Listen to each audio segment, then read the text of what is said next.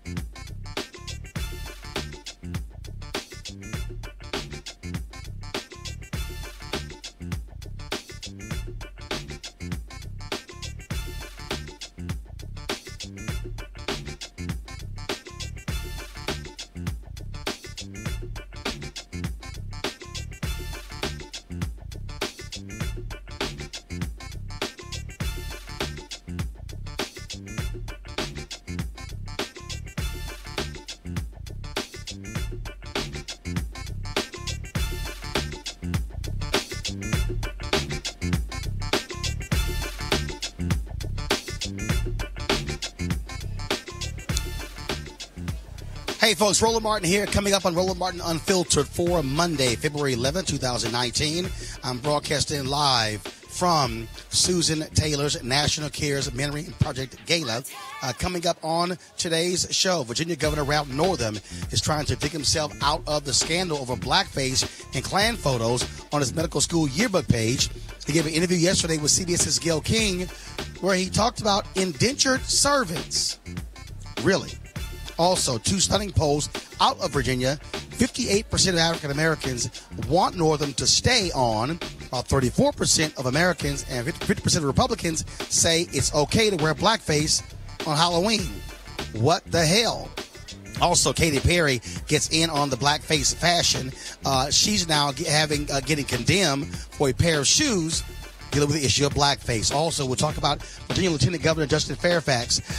He, of course, has given a couple of interviews, making it clear that he absolutely is not going to resign, further calling for an investigation. He's also losing a couple of staff members as a result of him being accused of sexual assault. Plus, Democrats there are backing off of impeachment. We'll explain to you that as well.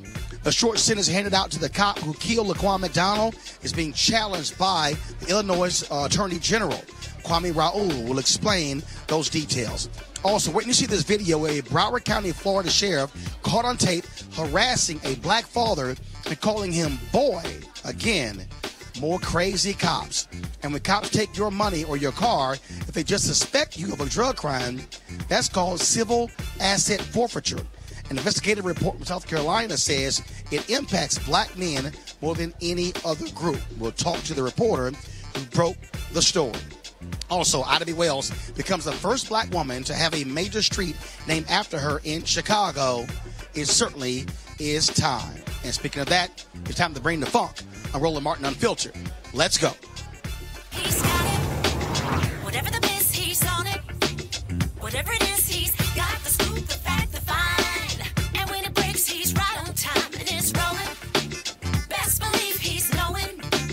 Putting it down from sports to news to politics. With entertainment just for kicks, he's rolling. Yeah.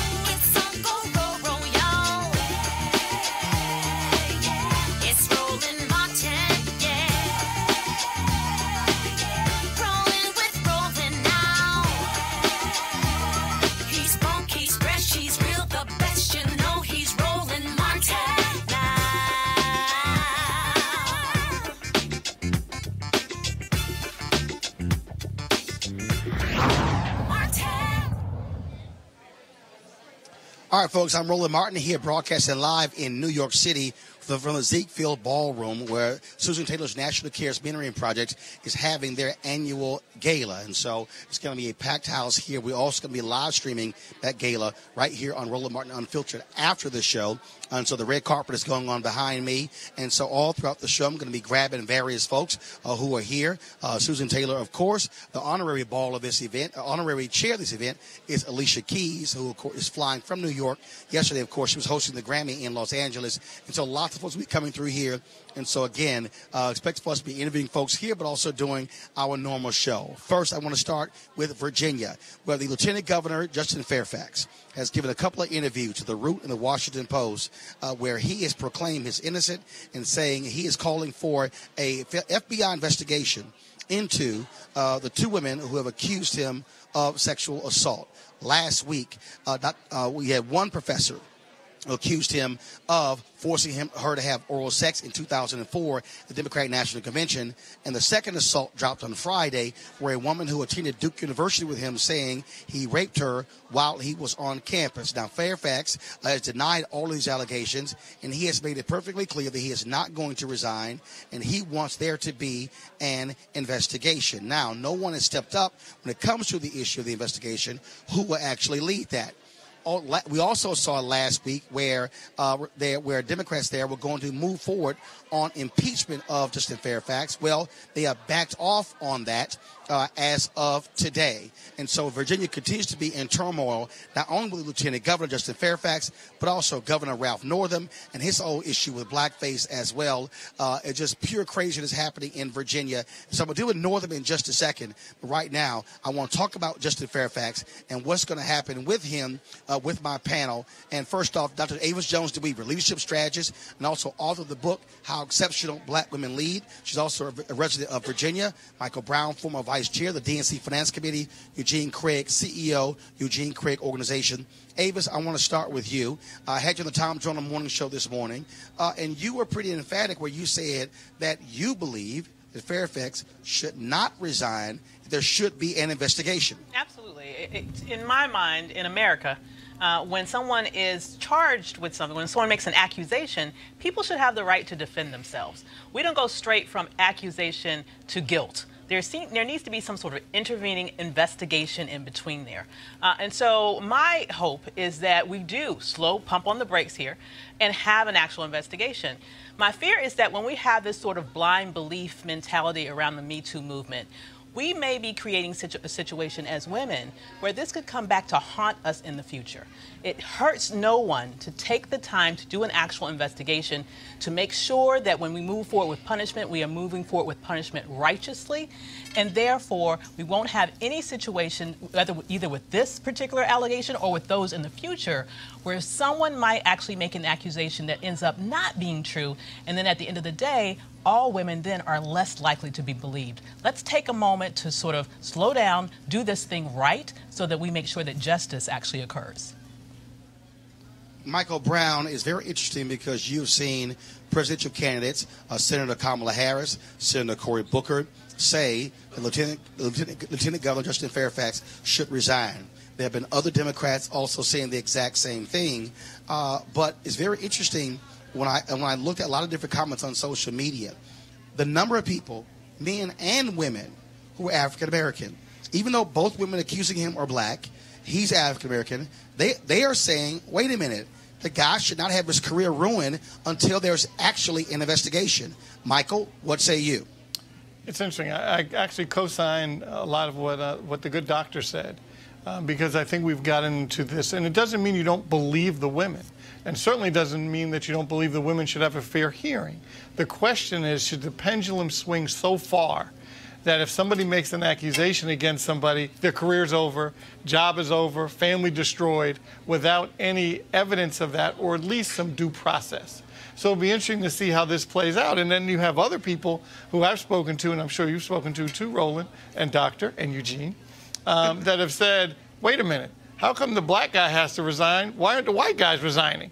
Or why aren't they trying to figure this out? So there are a lot of different dimensions to this whole story, but clearly there has to be an investigation, has to be due process. And it also does not mean you don't believe the women when you suggest that. So, Eugene, what is that investigation? Because Justin Fairfax has passed 2 FBI background checks before, of course. He worked on the 2004 campaign. Well, the question is it the FBI? What if they decline? What's the jurisdiction? Is it Boston, where Dr. Vanessa Tyson says she was sexually assaulted? Is it North Carolina, and where Duke, where Meredith Watson said that she was raped? Is it the Virginia Assembly? And so the question then becomes, folks say, yeah, there should be an investigation, but who does the investigation? Well, I'm going to quote the great Scott Bolden here. I think probably the jurisdictions where the crimes are alleged to have occurred.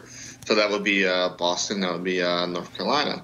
But, I have to agree with Michael and Davis here. You have to have due process. Part of the women getting justice, if this did happen, is actually having an investigation and giving Justin Fairfax his due process rights of actually thoroughly looking at this, looking at all the facts, looking at all of the contemporaneous evidence, all the possible witness statements, which I think is, somewhat interesting that the ladies aren't calling for an investigation themselves. They aren't, asking for charges to be filed. They aren't asking for authorities to step in and rectify this and provide them with justice. They're asking for his resignation, which I think does speak volumes to the situation.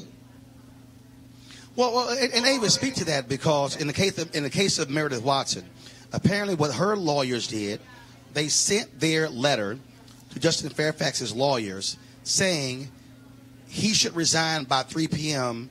or sometime in the afternoon, or we're going public. Absolutely. And in that letter, she says, I'm not seeking money. I don't want to talk about this. I don't want to go public.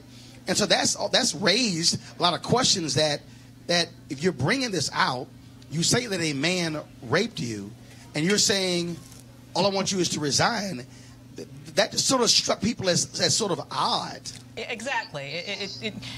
Do you want justice because you were raped? Or do you just want him to resign? And if that is your only barometer of success in terms of what you're looking to achieve, exactly why is that? And I also find that at the end of both letters, actually, they both ended with the statement that was tantamount to, well, this is all we have to say on the matter, which to me is analogous to saying, don't ask me any questions, don't expect me to say anything about this.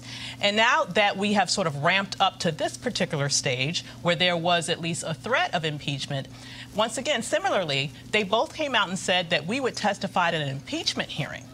But when you have impeachment hearings, particularly at the House level, just the impeachment process, that does not require you to be under oath, okay? Yep.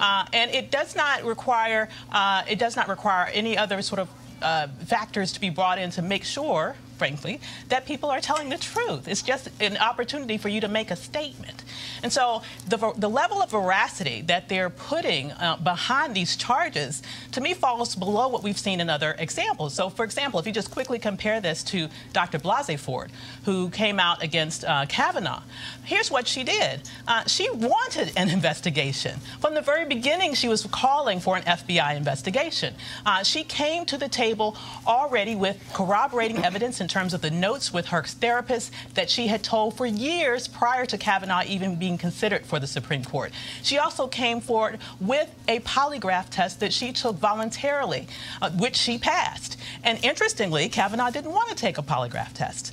And as I said, the entire time she was pushing for an investigation. That's what people protested for. Let me tell you, that's what I got arrested for, an investigation of those charges. And so I find it very interesting that the only ask here with these two alleged victims is impeachment. How do we move towards, how is that justice, rather than searching for the truth and getting it out in the open? I just don't get that. It just seems like an interesting end game. If I am the one that's aggrieved, I want everyone to know all the facts, and then I want him to be punished beyond just losing his job. Roland, Michael, look, it's first of all, Michael, look, it's public knowledge that, look, you had to deal with the issue of a bribery scandal in Washington, D.C., serving time in federal prison. FBI came knocking on your door. The reality is, when the FBI comes knocking on your door in any investigation, you can't lie to them, because if you lie to them, then that's also a federal crime. If they're knocking on your door, you're in enough trouble. Best thing to do is not lie anymore.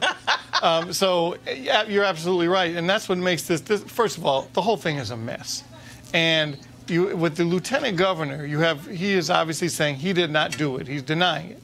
Then we've talked about the due process. And then you have the attorney general and the governor that have both admitted doing some racist acts, which is the blackface, and they're being held to a whole different standard. So the whole thing is just a mess. Right. There's a double standard, triple standard. It's just, it's unfortunate.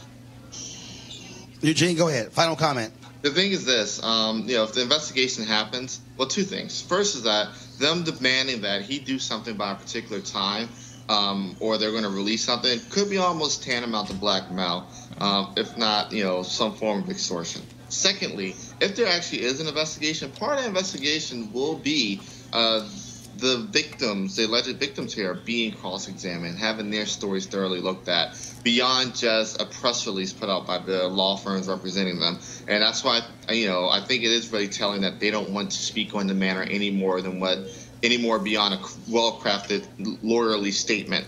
Because the thing is this, they aren't asking for justice, they're asking for his head, like his office. All right, let's talk about Governor Ralph Northam.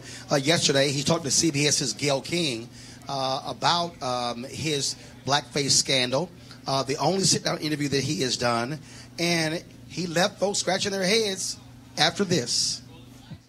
What have you learned that you didn't know before? Well, several things, starting with I was born in white privilege, and that has implications to it, and it is much different the way a white person such as myself is treated in this country. Did you not know that you were born into white privilege? I knew I was, Ms. King, but I didn't realize really the powerful implications of that. And again, talking to a lot of friends, that has come crystally clear to me this week. I've also learned why the use of blackface is so offensive. And yes, I knew it in the past, but reality has really set in. But Governor, it's hard for people listening to you, an educated man at the age of 59, to say that you're just learning about the history of it. You didn't know the history and know that it was offensive before? I think we're all on a learning curve, and certainly, Ms. King, I am not the same person now at age 59 that I was back in my early 20s. But your early 20s was 1984, not 1964. That's right. Here, as I sit as a 59-year-old man governing the Commonwealth of Virginia, this is really an opportunity, I believe, to make awareness of this issue, to really have a frank dialogue and discussion about race and equity in this country. And, if you look at Virginia's history, we're now at the 400-year anniversary. Just 90 miles from here, in 1619, the first indentured servants from Africa landed on our shores in Old Point Comfort, what we call now Fort Monroe. And while also known as slavery. Yes. Yeah. Okay, Avis, take it away. That's my governor. So it is so much. Okay, to be honest, the history is a little interesting here. Okay. Here's the thing. Here's the first thing I will say. I don't believe that he has enough command of the history, of black history, to really understand what the heck he's saying anyway, okay? The reality is that there was a system of indentured servitude at the time that the first Africans were brought to Jamestown, Virginia. However, they came to this country against their will. I mean, imagine having... They were stolen. Yes, they were stolen. They were taken away from their family, from everything they knew, everything they loved. They were plopped on the other side, and in the intervening time, they were abused horribly. Many died. Those who survived came here to a land that they did not know. They knew no one. They did not know the language. Imagine even in that context being told that you have to work for free for several years. Is that a prize? No. That actually was analogous to the form of slavery that was common in that time period. Typically, in that time period, slavery was used for people that were captured at the time of war. So prisoners of war oftentimes had labor that they did over a limited period of time. We, over the course of our history in this nation, eventually transferred that into chattel slavery, which became passed down maternally from generation to generation. But before that, to me, that is slavery. That is slavery. They did not have the choice to come here like Europeans, which many of them did, and they weren't criminals. The Europeans that came here against their will came here because they were criminals in their homeland, and instead of serving prison, Michael, they came here. Sorry, Michael, I'm a Virginia resident. interesting. The Washington Post did a poll. The Washington Post did a poll, and it's 47% in terms of African Americans, in terms of whether he should step down. Okay? Now, African Americans, first of all, the total poll was 47-47. 58% of African Americans say he should not step down. So, what's interesting about this is these weird views for whites, Democrats, independents. Do you think, Michael, that that's the polling data because of the allegations against Lieutenant Governor Justin Fairfax, and because Attorney General Mark Herring had his own blackface issue, and that black folks are being very pragmatic, saying, look, we don't want to see the top 3 Democrats in Virginia all quit because the person who become governor is a Republican. Do you think that's what's behind these numbers? I think it's certainly possible that there's a percentage of that that's behind the numbers. By the way, Roland, are these citizens from around the country, or these Virginia people that were polled? Do you know? I couldn't find that out. This is Virginia. Well, then there's also a piece of it, too, where you could have people saying, you know what, I'm so used to this stuff growing up in Virginia. And yes, I'm glad we're turning the corner, we're becoming more of a purple state, and things are changing. But all my friends back in elementary, I didn't grow up in Virginia, but I'm just saying what people may say, is, you know what, I had friends that did this at Halloween costume parties when I was a teenager in college. I'm so used to it, I don't care. I just want to make sure he does right by us now that he's in office. That's one piece of it. The other piece is what you just articulated, which is they're putting it all together. They're able to say, voters are able to put different pieces together and say, you know what, if the white guys aren't going, I don't want the brother going. And they're able to do that. So that's why the poll probably looks the way it does. Eugene? I'm actually interested to see when this poll was taken. If it was taken after the second Fairfax situation hit, but also during what's becoming a Northam rebrand of, hey, I want to stay and focus on racial inequality. So if folk were receiving that message right around the time the poll was conducted, I can understand the numbers. Other than that, I think this poll may be an outlier. At least it is anecdotally to what I'm hearing from folk in Virginia. All right, folks, hold tight 1 second to go to a break. We come back. We're going to talk about several different things, including the issue of civil asset forfeiture, how that affects poor African Americans. All that's next on Roland Martin Unfiltered, broadcasted live from New York City, site of Susan Taylor's National Cares Mentoring Project Gala. Back in a moment. Hey, fam, I want you to like, share, and subscribe to our YouTube channel, youtube.com/Roland S. Martin. And don't forget to turn on your notifications.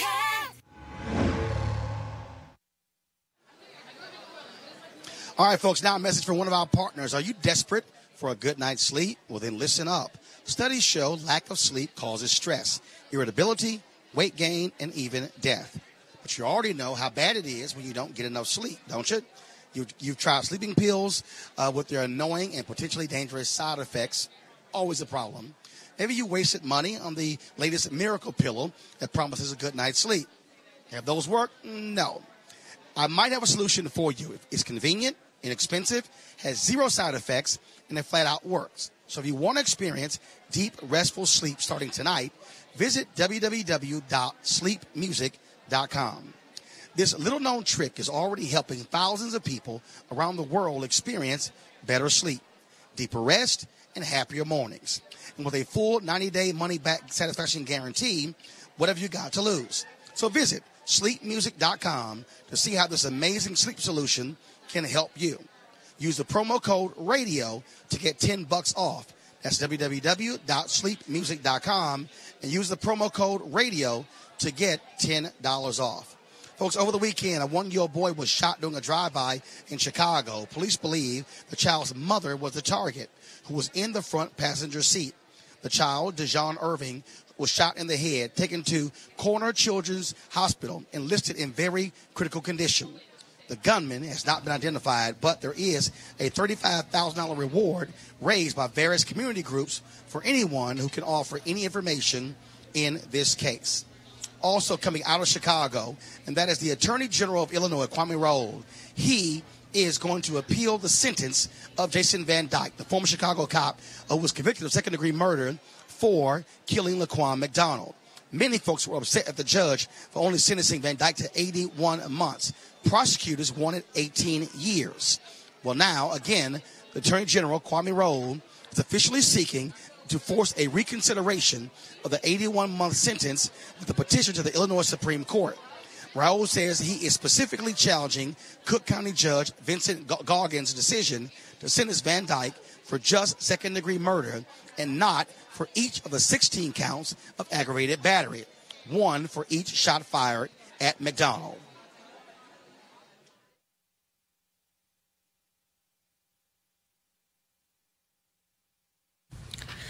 Specifically, this petition asks the Illinois Supreme Court to decide whether or not the trial court judge acted improperly by determining that Van Dyke's sentence based on his second-degree murder conviction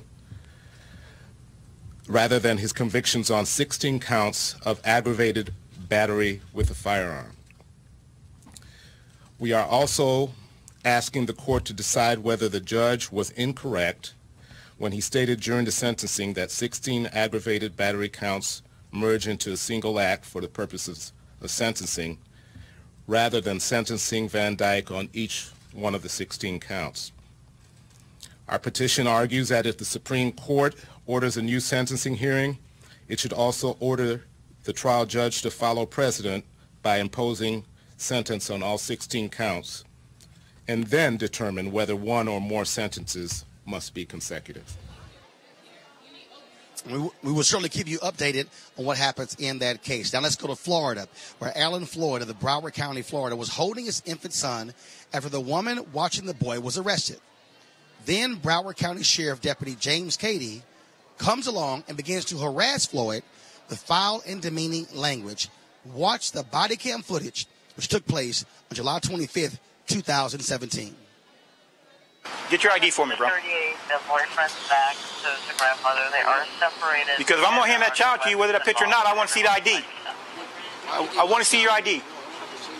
Okay, listen. Okay, fine. I'm going to take her to jail because she got a warrant, okay? I'm going to call child services on this kid. Don't quit with me, boy. Why are you yelling? You hearing me? Get your ID now. ID. Now. Get your ass back in the car. I'm tired of playing games with you. Get me some ID. Now. Why you being so hostile? Because you give me I'm tired of it. Give me some ID. I came here to try to be helpful. I ain't got loud. You ain't being it. Give me some ID. Now. For what? I want to know who this baby going with. Now. Going with me, Alan Floyd. No. Give me your ID. My name is Alan Floyd. You can look me up. My name is Alan Floyd. If you lie to me one time, I'm taking your ass to jail. You understand me? Baby, man. Come on. Stop calling me boy, man. What you doing? I'm gonna fuck you up. Told you my name. I just told you my name. Get the baby. Why you grabbing the baby, man? You fucking doing man.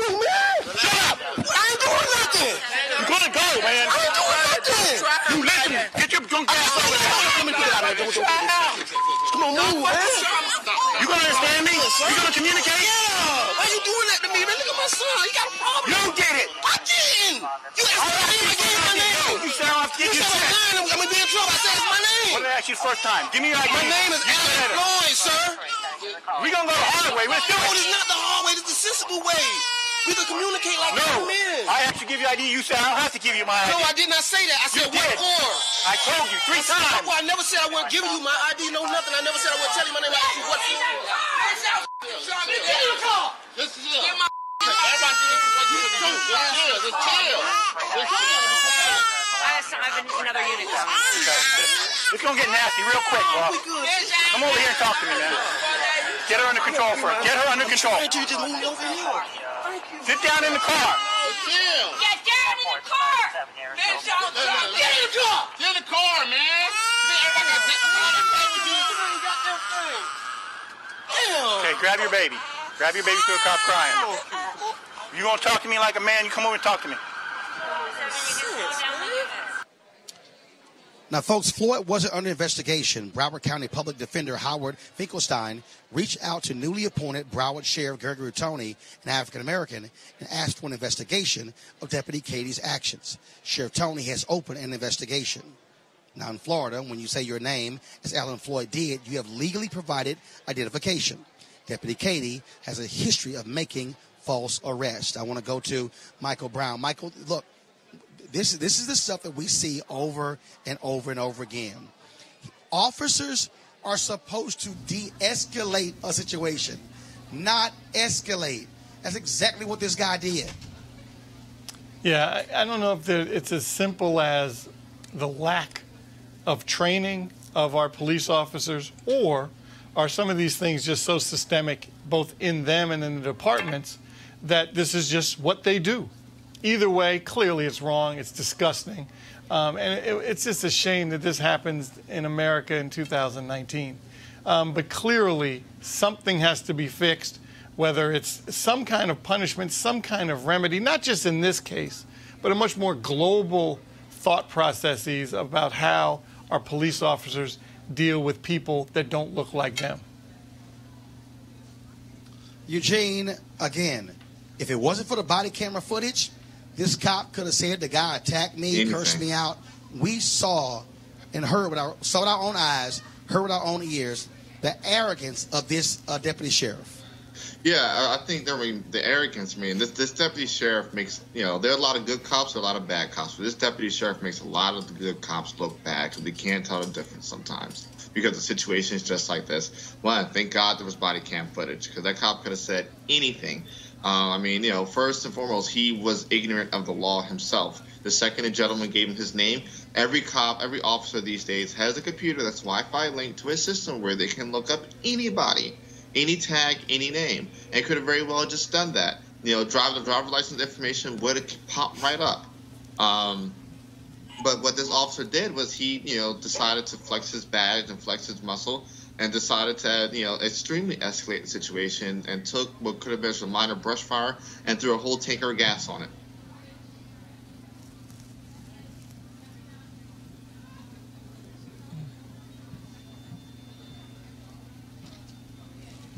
You guys can stretch.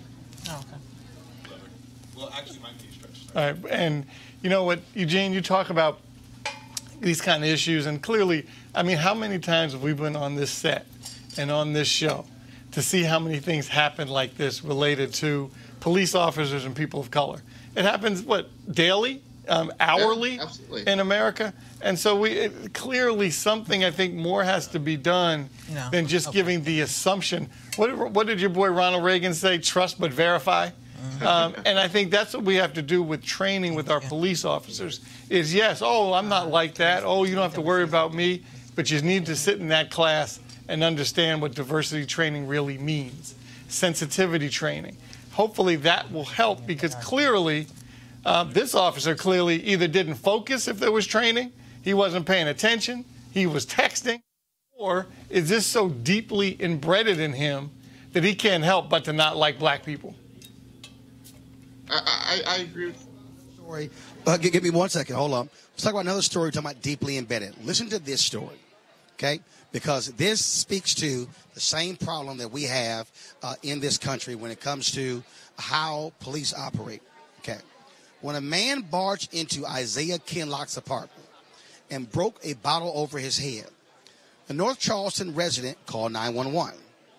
After cops arrived on that day in 2015, they searched the injured man's home and found an ounce of marijuana. So they took $1,800 in cash from his apartment and kept it. This is one of the many stories in an important investigation by the Greenville News in Greenville, South Carolina, of a practice known as civil asset forfeiture. A civil asset forfeiture is when the cops seize money or goods if they merely suspect drugs are involved. No shock that the reporters found African Americans no shock, African Americans suffer from this practice more than any other group. Here's what the article discovered. Black men pay the price for this program. They represent 13% of the state's population, yet 65% of all citizens targeted for civil forfeiture in the state are black males.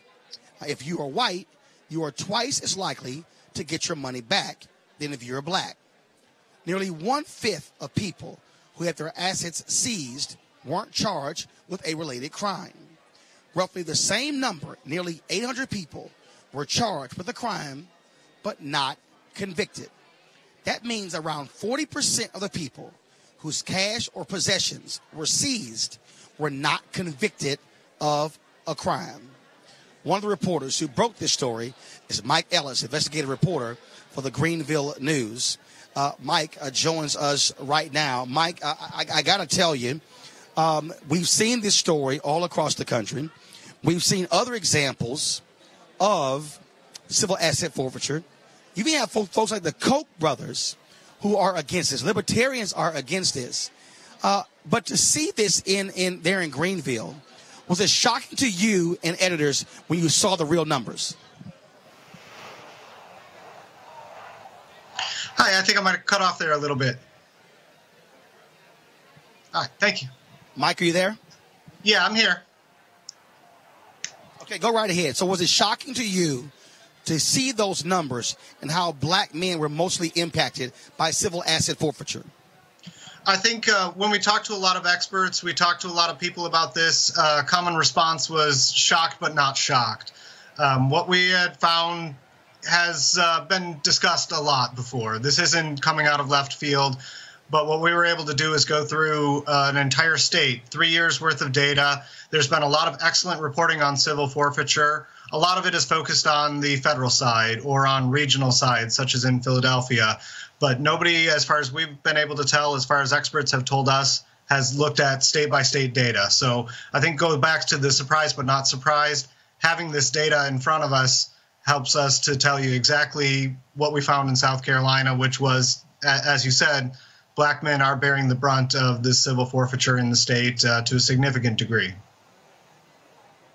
So, Mike, are state legislators saying anything? Are they saying, let's look at the laws to protect citizens as opposed to police departments in a sense like happened in other places around the country where they literally would have a laundry list of items they wanted and they eventually got it through civil asset forfeiture? Yeah, we've actually heard some great results from legislators. A lot of them have previously tried and failed to get anything passed. But this year, we're headed down on Wednesday to our state capitol. A group of bipartisan legislators are introducing a bill that would make South Carolina, in their words, the gold standard of civil forfeitures.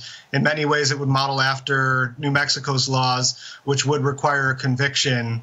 In South Carolina and many other states right now, police can take items on the side of the road for suspicion of a crime. It doesn't have to be a conviction. One of our important findings was about 1 in 5 civil forfeiture cases in our state and are associated with no criminal charges whatsoever. Another almost 1 in 5 have no convictions whatsoever. So that's an awful lot of cases that are not gone through the judicial system, and the police are still able to seize and keep the property in most of these cases. All right, Mike, we surely appreciate it, man, your reporting. Thank you so very much for joining us. Thank you. Appreciate it. I want to go to my panel here. I'm going to start with you, Eugene. This is an issue that we have seen Democrats and Republicans and Libertarians on the same side. And what's also amazing, though, is that, you have many folks who support law enforcement. They got no problem with cops doing civil asset forfeiture. I remember when Donald Trump met with this group of sheriffs, they said, oh, we need this. And you're going, wait a minute, you're taking the property, you're taking money, cars, other items of people, many who never, ever even get charged. That is grotesque in this country. Yeah, it's crazy. So actually, civil asset forfeiture in Maryland, 2 years ago, the Maryland General Assembly actually passed a bill that Governor Hogan signed, curbing civil asset forfeiture. Had the support of Freedom Works, had the support of groups on the left, and I believe now that Maryland, you have to have a conviction to have your assets seized. But for a lot of departments around the country, it helps them pad their budgets. It helps them get things that they ordinarily wouldn't have. I mean, there's like one infamous case where they had seized a margarita mixer and threw it in their break room, and a department, I forget where it was, but it's been a plague on communities of color, many poor communities. They have your money stolen, have your money taken, have your car impounded, all on suspension and never being charged with a crime. Michael? It's exactly right, and clearly it's all stereotypical because the reason that these forfeitures occur is because there's an assumption that the money or the products gained by the money is drug money or somehow solicited in some bad way. So if you're a person of color and you have $1,800 in your apartment in cash, or you have a nice car, they're going to take that and seize it, and they're assuming that once you get to court and once you get to trial, that you're going to get convicted for some kind of drug offense, and they'll be able to keep the money and now justify them taking it. And that's what's so a shame about what's going on today in America.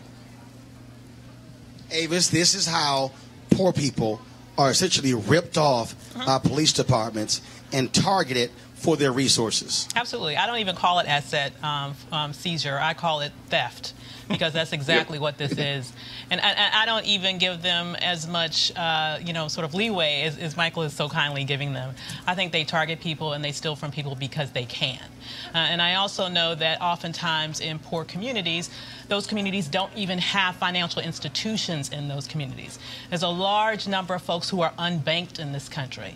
So they don't have any place where they go and have a checking account where they can keep their money. They keep their money in cash. And so the reason why they are targeted in this way is because these people are taking cash. They're also taking other sort of products, things that they purchase, cars and other things, even the margarita mixer, because they can. That's what this is. They are pilfering a community because they know they can get away with it. All right, folks, hold tight 1 second. I'm going to go to a break. We'll be back on Roland Martin Unfiltered in just a moment. You want to support Roland Martin Unfiltered? Be sure to join our Bring the Funk fan club. Every dollar that you give to us supports our daily digital show. There's only one daily digital show out here that keeps it black and keep it real as Roland Martin Unfiltered. Support the Roland Martin Unfiltered daily digital show by going to RolandMartinUnfiltered.com. Our goal is to get 20,000 of our fans contributing $50 each for the whole year. You can make this possible. RolandMartinUnfiltered.com.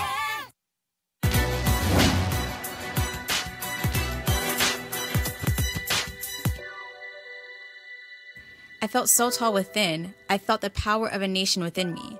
Abolitionist and women's rights advocate, Sojourner Truth.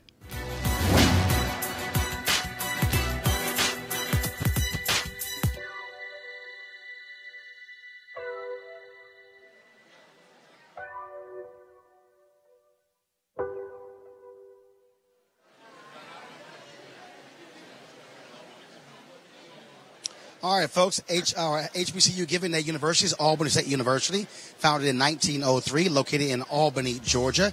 Notable alumni include Joe Marie Payton, Shirley Sherrod, Alex Coachman, Rick Ross, and Caldwell Jones. To support them, go to ASU Rams, asurams.edu. All right, folks, calling all HBCU alumni, students, and leaders. Enter the Ford Motor Company HBCU Mobility Challenge and win $25,000 for your school. Building on their long-term support of HBCUs, Ford is looking to improve mobility in HBCU communities through innovative solutions. The winning program will receive a grant of up to $25,000 to implement their proposal. The deadline to apply is March 31st, 2019. Go to FGB.Life. That's FGB.Life for more information and to apply. Ford goes further in our communities. Folks, here's an update on the story of the missing black woman in Columbus, Ohio. Amber Evans still has not been found. We're now into the second week of her disappearance. Evans is an active and well-known community organizer. Her abandoned car has been found, but no sign of Amber Evans. Now, the latest police missing persons alert We read this before, so we really need her to be found. Distraught, high risk, missing. CPD, that's Columbus Police Department, is searching for 28-year-old Amber Evans. She's a light-skinned black female. Her vehicle was discovered in this Scioto Mile area the evening of 1/28/19 after a dispute with her boyfriend. CPD's missing persons unit number is 614-645-4280, 614-645-4280. And we certainly must keep the pressure up on Columbus, Ohio media and the police department to ensure that she has been found. All right, folks, for the first time in Chicago, a black woman is getting a downtown street named after her. Congress Parkway was officially renamed Ida B. Wells today. Take a look. 3, 2, 1.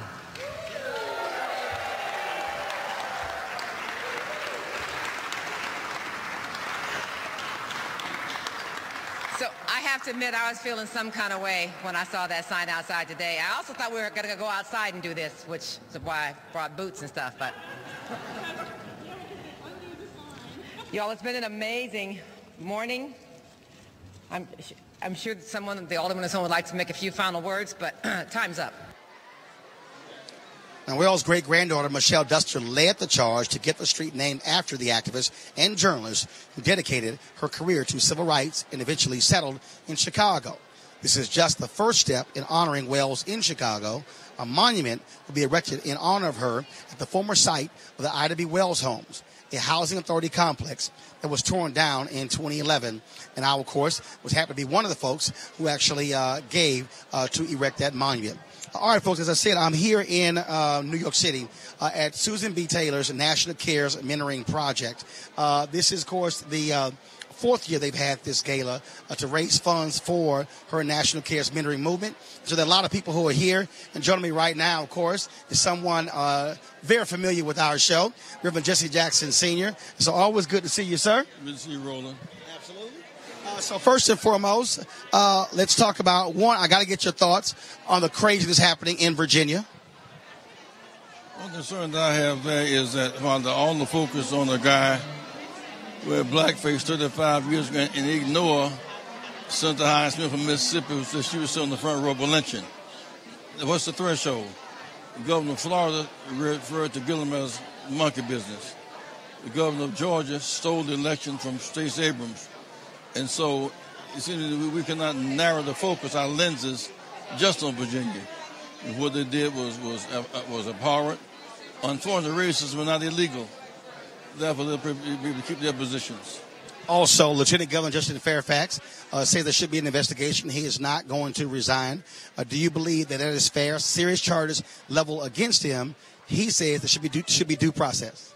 Well, you cannot suspend due process. One thing I learned during the Johnny Cochran O.J. trial, one day you can be persuaded one direction, next day another. So we need to, if they can wait 10 to 18 years, they certainly can wait for due process. Due process should not be suspended and investigation is warranted. And that way you respect all people involved. And so let's talk about this event. How important is it what Susan Taylor has done, creating this national movement to mentor black kids all across America? The opposite, you have Trump locking up children in cages in Texas, and she mentoring children in New York. This is the morally correct thing to do. All right. Always good to see you. Wall Street Party is coming up soon? February 20th through 22nd. Maxine Waters speaking, and Congressman Greg Meeks, and about 30 caucus members will be there, and Roland Martin. All right. I appreciate it, Doc. Good seeing you. Thanks a bunch. All right, then. And so I'm going to pull over here. Reverend Al Sharpton over here. Okay, excuse me 1 second. She's coming across. Okay, I'm actually live right now. So you just see Marcia Dyson just jump on up in here. Good to see you as well. Yes. So let me do my thing. Let me go to work. Now get on out of here. Let's come over here. Reverend Sharpton. Yes, grab him. Grab Sharpton. All right, so this is what happens when you're live. And so I was ready to interview Reverend Sharpton. And so in just a second. And so we're going to talk to him. And so we're going to pull him over in just a second. And also we'll be... Okay, all right. So then we'll also be talking to, in a second, to Susan Taylor. What's up, Rashad? What's going on? So, of course, that's Rashad Robinson, of course, Color of Change, who decided to just swing on by. Get over here. I mean, you got time. You got time before you jump on a red carpet. So I got Rashad Robinson, Executive Director, Color of Change. Always good to see you. First, we were talking earlier about, before we get to this, we were talking earlier about Virginia. Do you believe... in the case, so what's your thoughts on Northam? Should he resign? Should there be due process and investigation for Fairfax? What do you make of the craziness in Virginia? Well, Northam said that he did it, that it was him at first. And so I do think he needs to resign. We can't trust him to follow. I think there needs to be due process with Fairfax, and we need to dig into what actually happened. And then there's got to be accountability for whatever the story is that comes out. And then, when it comes to the AG, I think that that's a little bit more complicated. And I think that story also needs to be dug into. This, though, simply can't be about Democrats or Republicans. It does have to be about who can lead, what's the future of the state. But all of this comes down to the bottom line is that as we head into 2020, we have to do a solid vetting of all of these candidates. We have to really dig into their past and their future, and we've got to hold people accountable. And I got to ask you this here, this initiative here, this mentoring project, is a major deal and has grown like crazy over the past 5 years. Well, anything that Susan Taylor has her hands in, you want to be part of. And I've gotten a chance to both work with Susan, to benefit from her advice and mentorship as I've led Color of Change.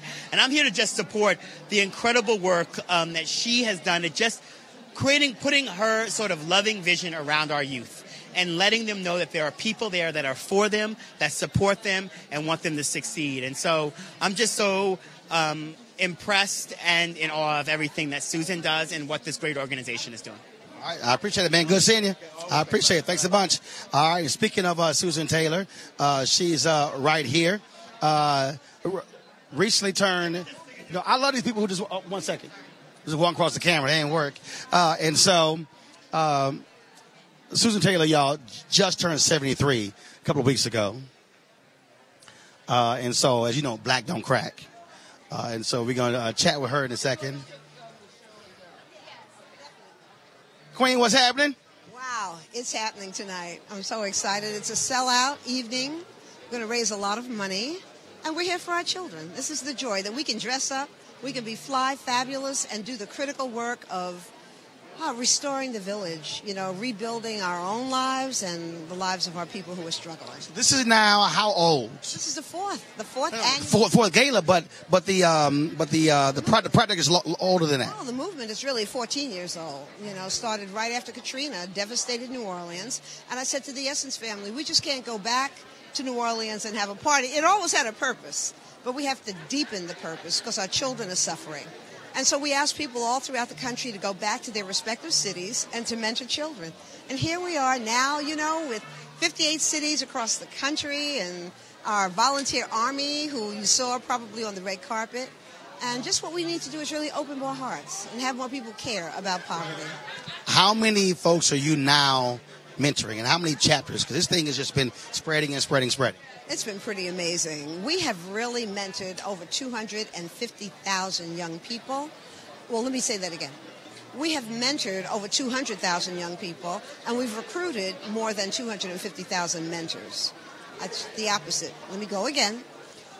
We've recruited over 250,000 mentors. We recruit mentors, we train them, and then we deploy them. Able, stable, middle-class people, we train them, Roland, so they don't look down on people in poverty who may speak differently, who may not have the clothes we have, and just to open people's hearts so that we're compassionate. And we have touched the lives of over 250,000 young people. And when you talk about, again, how you've done it, you've been very strategic, and the training is a big part of it. When I think back to Dorothy Cotton, SCLC. When I think back to many of those organizations, you had to be trained before you went out into the field. And that's something that's often lost on a lot of organizations. That's right. We have a protocol. We have a philosophy. We have a framework that was created by 60 Brain Trust members, people whose names we all know, from Naeem Akbar to Jesse Jackson, Harry Belafonte, people who gathered over a couple of weeks and over years and put together 10 pillars that we believe that if African American people really adhered to and imbued those principles and lived them, we would heal ourselves and our children. Last question. You just had a birthday. I did, 73. I'm proud of it. That's right. It was always good to be here. We had, of course, be here to broadcast, and it was important to be here as well, so always good to see you. Thank you, Roland. I love you. So I hope you enjoy the night. You know it. I know. You know yeah, it. I will. All right. I'll enjoy watching you. Watch it. I appreciate it. Susan Taylor, thanks a lot, folks. My apologies, still getting over my cold. Now, as we were talking, Tina Lawson, Beyonce's mama, her husband, actor Richard Lawson, they also about to walk the red carpet. And then I just saw my man Maxwell as well. And so we're going to try to grab them before we go off. So we've got about 7 more minutes of the show before we go off. Now, here's the other thing that's happening. So they're also live streaming this event all across to different sites. And so we also going to tap into that live stream as well. So we'll be streaming this on Roland Martin Unfiltered as well. So we're looking forward to doing that as well. And so how you doing? Step on over here. And so here are a couple of the honorees tonight. And so just tell folks your name. Daryl McKissick, Cheryl McKissick Daniel. So good seeing y'all. So folks who don't know, I already know. But tell them, what do y'all do? We do design and construction. Now, y'all probably at home like, black women doing design and construction. So tell folks the history who are unfamiliar with your family history. So our history dates back 5 generations. The first descendant of our family came here in 1905 as a slave. I'm 1790 as a 1790 as a slave, and accept this award tonight. And was taught the trade of making bricks, and the company passed down from there to a master carpenter, and then our grandfather and his brother are the first black licensed architects in the country with license 117 and 118 in the state of Tennessee. We are now countrywide: New York, Philadelphia, Miami, Chicago, LA, Texas. We're in Texas, Houston, Washington, D.C. Y'all pretty busy. We're the probably the first national African-American architectural engineering and construction management firm in the country. And so I'm sure some people will be shocked to say, y'all actually doing that? So you put the hard hats on, you're going out to the sites and let folks know who the boss is? Absolutely. We do it good too, Roland. Hard hats, and high heels. It's always good seeing y'all. Congratulations on being on tonight, and look forward to a great event. All right. Thank you, Roland. Right, I appreciate it. Thanks a bunch. And again, folks, we're here at the National Cares Mentoring Movement. And so they started the program thus far. And so what I'm doing here is I'm spotting folks who are all over here because they're about to close the red carpet down because, again, the event is going to begin about 7 o'clock. And so what I'm doing is I'm waiting to see if my man Maxwell will get over here before we go off. And so I'm checking right now. And so I know we got about 5 more minutes left. First of all, let me do this here. Let me thank Eugene, Michael, and Avis, our panel today. I appreciate them joining us today. So I want to do that before we go off. I appreciate it. While I am waiting over here, and so we are, again, waiting for... So waiting for them to get over here. And so as I look over here, so if you probably zoom in, you will see over there Maxwell in the corner. He's talking to Kefra Burns. He, of course, is the husband of Susan Taylor. And so they're over there talking. As I said, Tina Lawson, Beyonce's mama, is here. That's her baby. And then Richard Lawson, of course, her husband, is here as well. And so I'm trying to grab one of them before we go off. And so that's what I'm waiting on. And so it is a packed house. And so do this here. You're just pan to the right over there. If you can, pan to the right, Gary. And so you'll be able to see the ballroom over there as well. And so Reverend Sharpton, he's at the microphone as we speak. He is starting the program. And so That's what. So I'll be down there in a second. Last year, y'all, it was an amazing program. Cicely Tyson, she was honored, and her speech was amazing. We actually live streamed that, and so we'll try to put that out there again as well. We would love for y'all to be able to hear what she had to say. As I said, Alicia Keys, who last night hosted the Grammys in Los Angeles, is the honorary chair of this ball. She's making her way to New York for this event as well, and so we are also looking to grab her. We'll probably grab her afterwards, and I'll just have the video for you guys tomorrow. As Susan Taylor said, this is 14 years the National Cares Mentoring Movement has been taking place. After Katrina, after so many people were displaced, Susan Taylor, in essence, held an event, held a rally there in New Orleans. We were there. We covered that event. And one of the things that she said is that we can't just focus on one event, have a rally, and then leave from there. And what she said is it was after that rally, she said we have to do something and realize that so many of our children need to be mentored, need to have someone who is helping them and advising them. And so the stories, folks, have been truly amazing. The stories of many of the young folks who've actually come through this movement, who've actually been mentored by many of these folks. And so this really is important. If you go to Twitter, if you go to their Facebook page, you go to their website, National Cares Mentoring Project, you can sign up. 250,000 mentors all across the country who have come through this program and been trained. And the young folks who they have touched has been truly, truly amazing. And so what we are doing is really, sorry, Doc. What we're doing is, I love you just walk in front of a camera like I'm not standing here. And so what we're doing is supporting them. And so Susan asked me to come.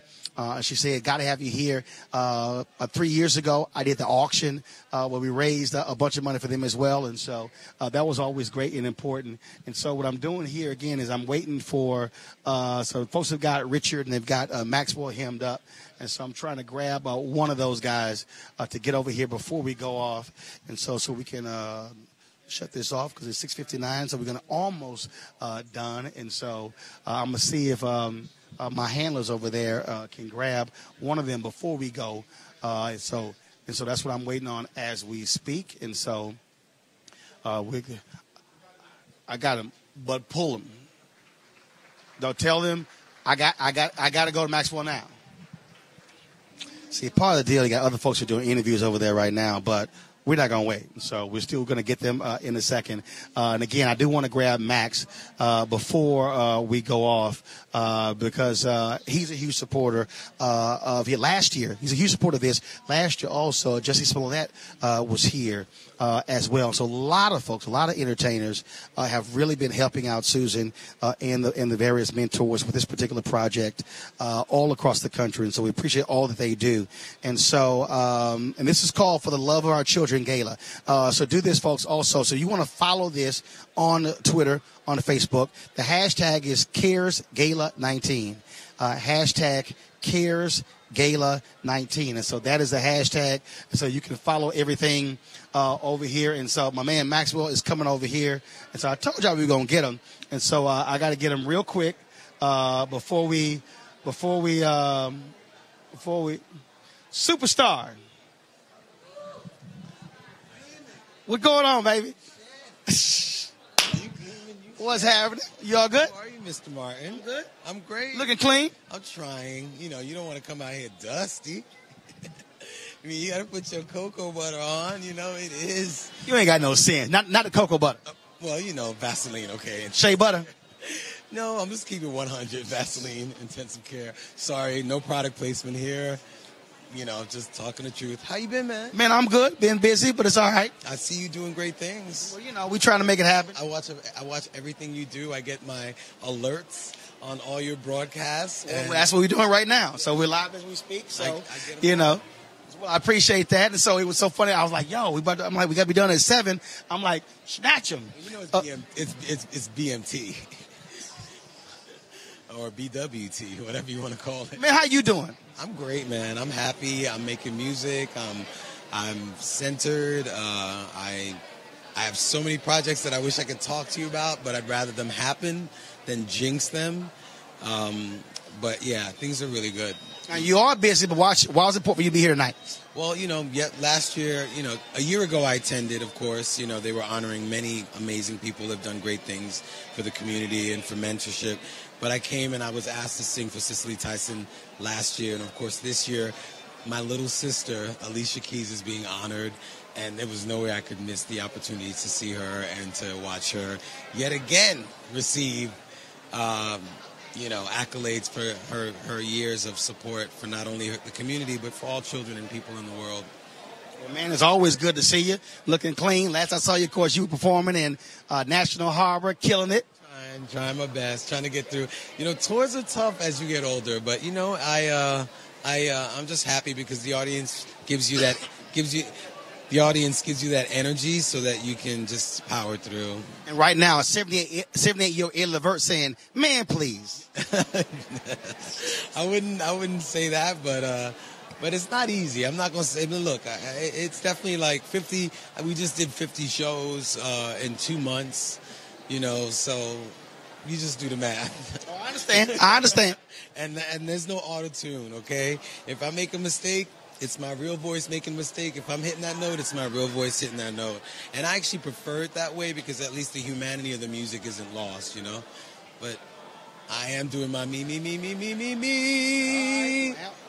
I'm trying to get my voice back. Al just hit me 2 weeks ago. And so I got all these folks. Anita Baker sending me tweets saying, take this kind of honey and then do this and do that. And then David Mann and Tamala Mann saying, do this. It was all kind of folks. Oh, she knows what's up. Yeah. Anita Baker is the person that taught me how to get my falsetto together. Okay. So when her album came out, Rapture, all those records, I would just pretend to sing like her when I was 16. And then, so thank you, Anita Baker. I love you so much for helping me get my voice on point. I might have to call you so you can help me keep my voice on point. Well, man, always good to see you. We got to hang out next time again. We always do. You know it. We just can't let people know how we hang out. Right. We'll keep that secret. It'll be a problem out here. We'll keep that one secret. All right, baby. Good seeing you. Love you as well. All right, y'all, real quick here.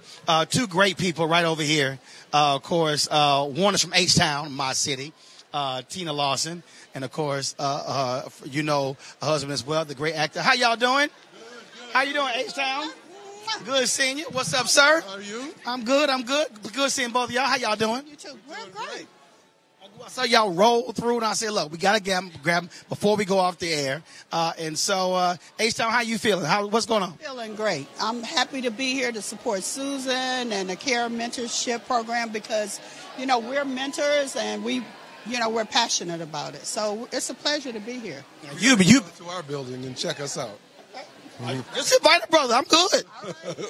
We will. We're doing a play right now called No Place to Be Somebody, which is 50th anniversary. Great production. You should come and cover it. Okay. Now where's the play? It's going on now. It started this past weekend. Which city? In LA. Okay. Los Angeles. Waco Theater Center in Los Angeles. Now, you know about mentoring because you've been training actors and mentoring folks as well. How important is that for someone who can sort of show you the ropes and say, let me lead you down a path? Every single person in this building was mentored by somebody, whether good or bad, whether it was a great influence or whether it was an improper influence. And so, therefore, it's important for us who have been fortunate enough to have a good life or to learn something to be able to pass that on. We can't keep it unless we give it away. And so our whole mission is to give away what we've shared in the life that we've had.